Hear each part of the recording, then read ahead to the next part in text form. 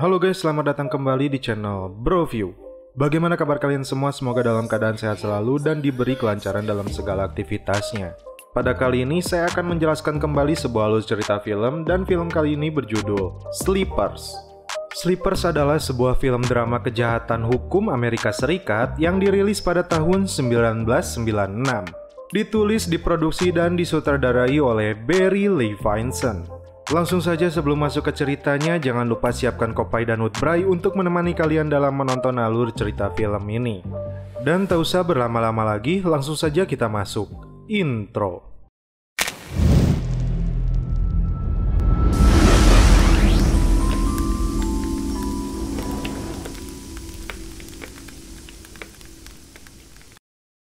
Film berlatar di daerah Hell's Kitchen tahun 1966. Sepanjang film, kita akan mendengar sebuah kisah nyata yang diungkapkan oleh Lorenzo Cortazira. Dan film berawal dari diperlihatkannya 4 orang sahabat, yaitu Lorenzo Cortazira atau Shakes. Yang kedua, si kecil John Reilly. Selanjutnya Thomas Marcano. Dan yang terakhir, Michael Sullivan. Mereka berempat sedang terlihat menikmati panasnya terik matahari. Shakes yang pulang ke apartemennya, dia mendapati ibunya sedang bertengkar dengan suami barunya. KDRT di wilayah mereka menjadi hal yang umum terjadi. Namanya juga bocah guys, kerasnya lingkungan di mana mereka tinggal tidak merubah jati diri mereka. Bermain menjadi kebutuhan setiap harinya. Terungkap pula, di daerah Hell's Kitchen ini bila mana ada orang yang terjebak dalam bisnis heroin, maka hukumannya sangat fatal, yaitu berakhir dengan kematian. Narasi berlanjut ketika Shakes dan sahabatnya kadangkala menjadi putra altar di sebuah gereja. Mereka mau melakukan ini rupanya karena mendapat bayaran. Dan sekarang kita lihat aksi usil dari anak ini.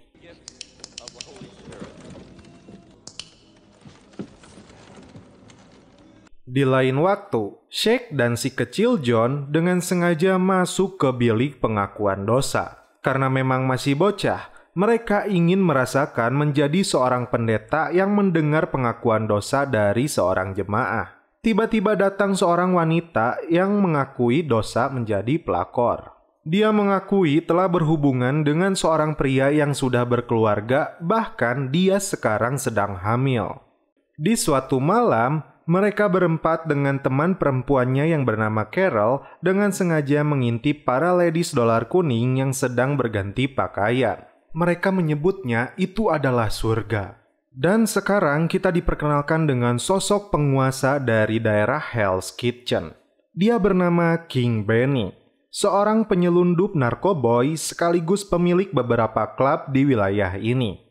Diceritakan pada masa kecilnya, Benny pernah dihajar oleh seorang Irlandia hingga membuat seluruh giginya rontok. Dan inilah cara dia membalasnya. Dan sejak saat itulah, King Benny berkuasa. Karena mendengar cerita itu, Shakes memberanikan diri menemui King Benny dan meminta pekerjaan kepadanya. Dan keesokan harinya, Benny menugaskan Shake untuk menyerahkan sejumlah uang kepada polisi yang mereka suap. Namun di jalan masalah muncul.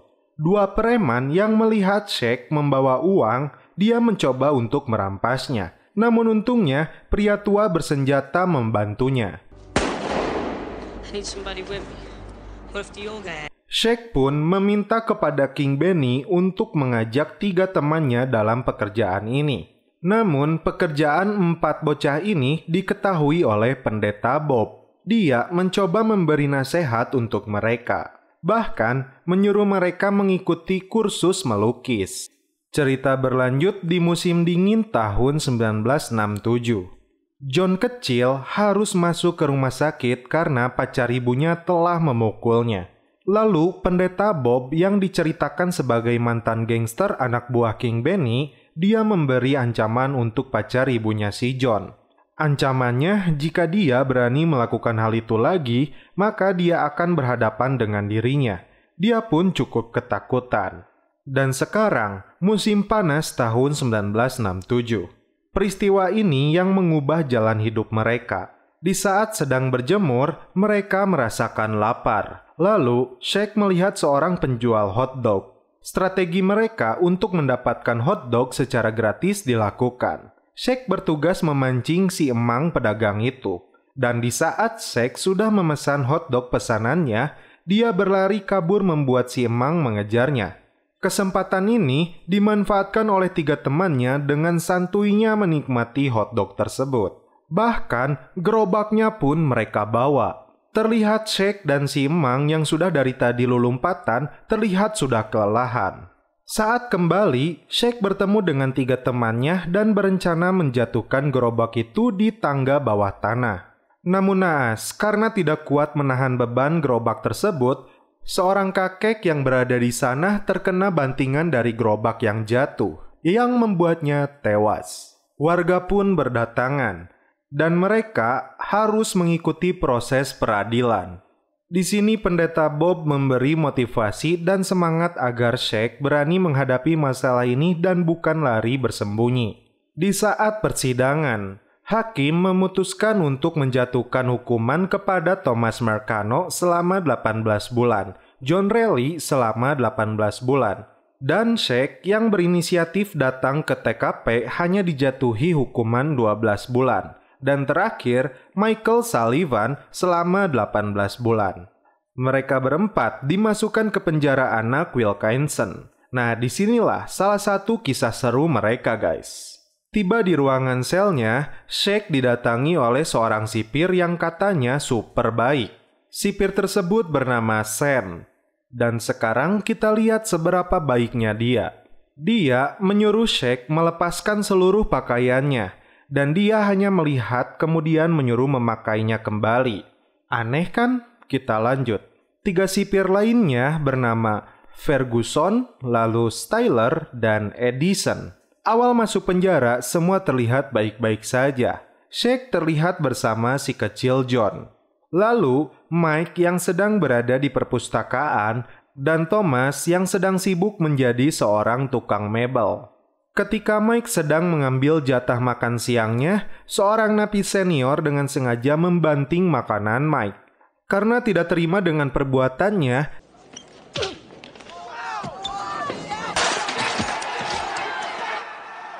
Sen yang melihat kejadian itu menyuruh semua tahanan ini untuk duduk. Nah, kebaikan sipir mulai terlihat di sini. Dia tidak menyia-nyiakan makanan yang terbuang. Dia menyuruh Mike dan 3 temannya memakan makanan yang berada di lantai. Emang the best ini sipir. Untungnya, datang seorang sipir yang baiknya asli dan menyuruh mereka berhenti melakukan itu. Kejahatan sipir Sen dilakukan kembali. Dia membawa keempat anak itu ke sebuah ruangan bawah yang sepi. Mereka disuruh melakukan celepot untuknya. Emang sipir anjing. Dia mengancam untuk tidak memberitahukan kejadian ini kepada siapapun, termasuk kepada pendeta Bob yang rutin mengunjungi mereka. Jika mereka melaporkan hal tersebut, maka Sen akan melakukan hal yang lebih jahat. Dan di sini terungkap, pendeta Bob pernah merasakan penjara anak ini 15 tahun silam bersama temannya. Namun naasnya, temannya yang mengalami trauma bunuh diri di tempat ini. Bob tahu betul apa yang sering terjadi di tempat ini, dan dia tidak mau kejadian tersebut menimpa Shaq dan ketiga temannya. Dia pun memberikan pesan, jangan memberikan kepuasan kepada mereka. Di malam harinya, John kecil menjadi santapan si bejat sipir Ferguson. Dalam sebuah pertandingan football, para tahanan anak ini harus melawan para sipir. Mike membuat strategi agar timnya dapat menang melawan mereka. Seorang kulit hitam bernama Rizzo yang dianggap handal dalam permainan ini, dia diminta Mike untuk bergabung dan menjatuhkan harga diri sipir di hadapan mereka. Ketika pertandingan itu digelar,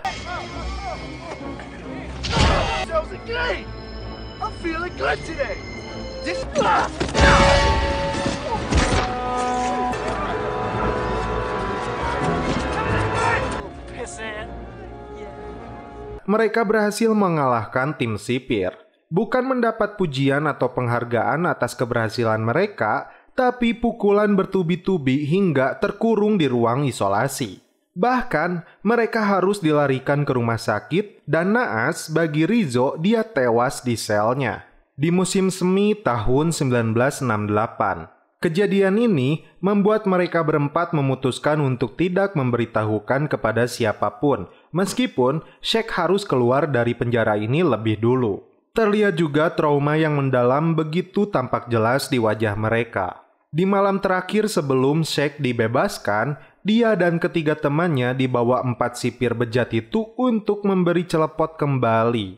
Anjing, mun aya di dinyu kok geus ditines tah aja sirahna. Dan setelah itu, mereka berempat pun akhirnya dibebaskan. Singkat cerita, film berlanjut di musim gugur tahun 1981. 13 tahun setelah kejadian kelam mereka. Lalu, di sebuah bar terlihat 2 anggota dari geng West Side Boys. Dan mereka adalah John Reilly dan Thomas Marcano, yang dikenal sebagai buronan kasus pembunuhan dan perampokan sekaligus pemakai narkoboy. Dan John terungkap sebagai buronan 4 pembunuhan misterius. Ternyata di bar ini mereka menemukan sosok yang telah menodai mereka selama di penjara. Dia adalah sipir yang bernama Sam Knox. Dan kita lihat aksi greget yang dilakukan kepada sipir bejat itu. That's him. You fuck.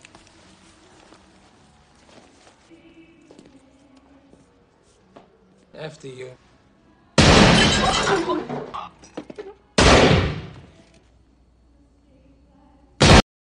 John dan Thomas tertangkap dan kembali dimasukkan ke sel penjara. Dan inilah sosok Shaq yang mengunjungi mereka di penjara. Terungkap, mereka telah membunuh 1 dari para penjahat sipir yang mereka kejar.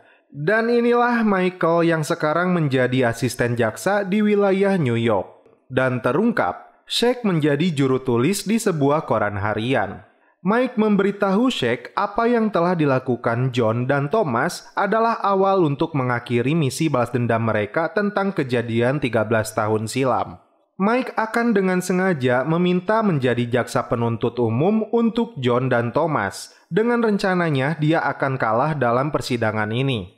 Terungkap juga di sini, 3 sipir yang mereka kejar adalah Styler, Edison, dan Ferguson. Mereka melakukan perencanaan untuk menuntaskan masalah ini dan mengungkap semua pelaku kejahatan yang terjadi di penjara Wilkinson. Dan untuk melakukan strategi ini, mereka membutuhkan bantuan dari King Benny untuk memintanya menugaskan seorang pengacara boloho yang ternyata selalu kalah dalam persidangan. Dia bernama Danny Snyder sebagai kuasa hukum dari Thomas dan John. Di sini Shaq kembali bertemu Carol, sahabat mereka yang tidak pernah melupakan mereka dari sejak kecil. Carol yang bekerja di pelayanan sosial diminta bantuannya dalam misi ini untuk mencari informasi tentang para penjahat ini. Lanjut, Shaq yang dibantu oleh King Benny membuat saksi di TKP yang berada di bar pada saat kejadian yang seharusnya berjumlah 4 orang menjadi 2 orang. Kemudian Shaq membutuhkan saksi lagi yang jauh lebih kuat untuk memenangkan persidangan ini. Di awal persidangan, kita dapat melihat bagaimana Mike yang menjadi jaksa berusaha membuat juri percaya kepadanya tentang saksi dan bukti yang akan dia tunjukkan tentang bersalahnya Thomas dan John dalam kasus ini.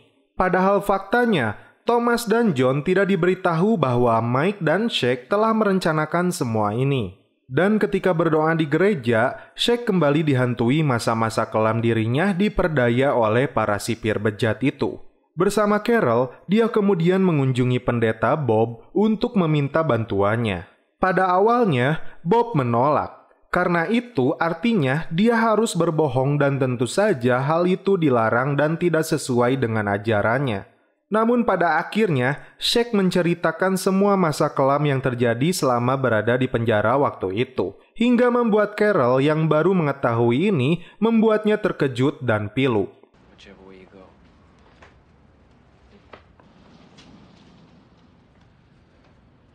Lanjut di persidangan kedua, Mike menghadirkan saksi seorang perempuan yang melihat pembunuhan di bar itu. Lalu, saat pengacara Thomas dan John mendapat giliran, kita dapat melihat pengacara ini terbata-bata karena ya memang si pengacara ini boloho, terlebih tidak membaca skrip dengan baik yang telah diketik oleh Mike. Kesimpulannya, wanita ini dia hanya melirik, tidak melihat langsung wajah pelakunya. Misi seorang seks selanjutnya adalah menjatuhkan si sipir Styler yang sekarang menjadi polisi kotor. Bertemu dengan seorang propos bernama Nick, dan kebetulan dia adalah keponakan dari King Benny.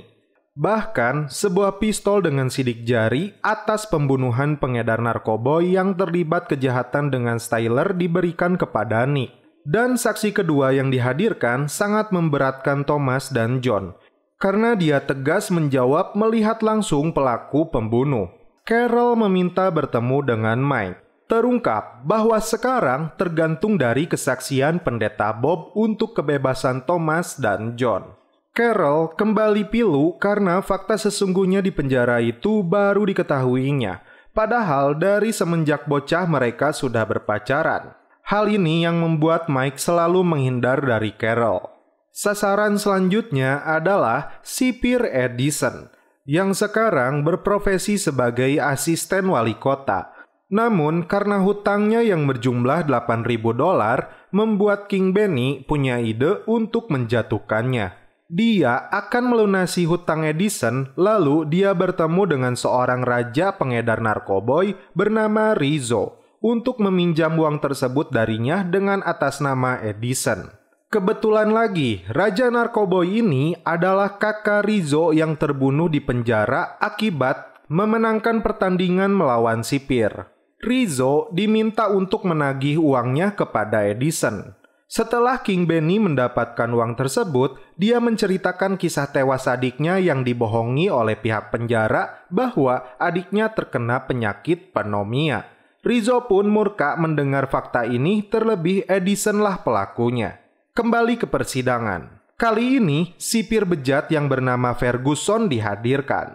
Dia sekarang berprofesi menjadi guru sekolah. Mike di sini mencoba untuk profesional dan memberikan pertanyaan untuk Ferguson meskipun hatinya sangat bergejolak menyimpan amarah dan dendam. Mike hanya bertanya seputar hubungannya dengan korban pembunuhan yang menjadi rekannya Sen. Namun, sang pengacara Danny bertanya jauh lebih luas tentang sepak terjangnya menjadi sipir ketika bertugas di Wilkinson. Awalnya, Ferguson tidak mau jujur tentang kekerasan yang dia lakukan selama bertugas di sana.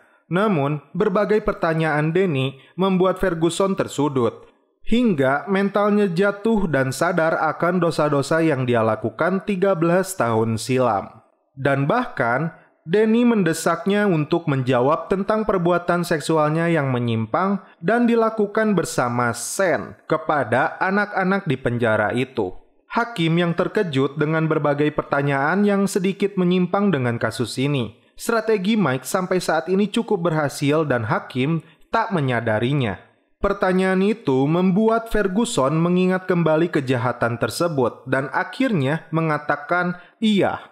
Ferguson akhirnya mengakui kesalahannya selama menjadi sipir. Kembali ke Rizzo yang tidak mendapat bayaran hutang $8.000 dari Edison. Terlebih, dia adalah pelaku pembunuhan adiknya dan inilah hukumannya.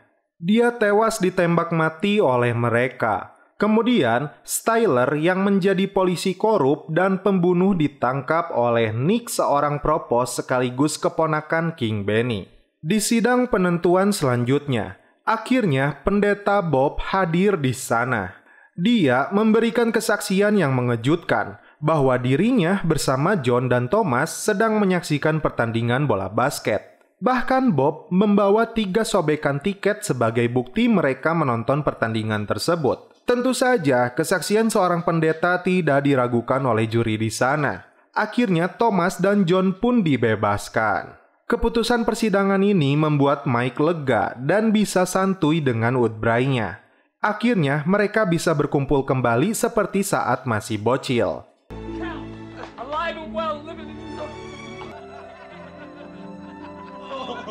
Di akhir film, diceritakan John tewas setelah overdosis dari minuman keras.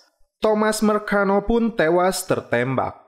Dan Mike hidup di pedesaan terpencil menjadi seorang tukang kayu, tidak pernah menikah dan hidup menyendiri. Carol pun melakukan hal yang sama, dia tidak pernah menikah namun membesarkan seorang anak bernama John Thomas Michael Martinez yang dipanggil Shake. Merinding bro. Dan inilah kisah nyata yang diungkap oleh Lorenzo Kertasira atau Shake. Dan film pun berakhir. Oke guys, bagaimana menurut kalian alur cerita film dari Sleepers ini? Menurut saya, film ini cukup baik dan unggul dalam beberapa aspek. Di antaranya, adanya chemistry yang kuat antara 4 tokoh utama dalam film ini.